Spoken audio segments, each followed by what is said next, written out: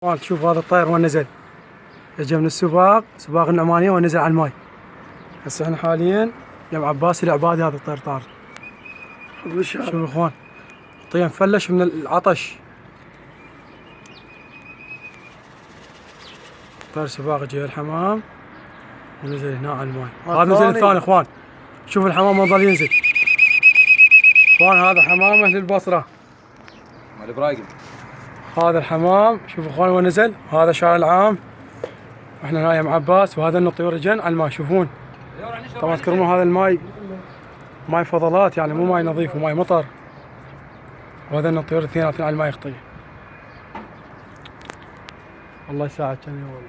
يقول لك الحمام مو طار، الحمام راح. عم يساعد الله على هذه الاجواء.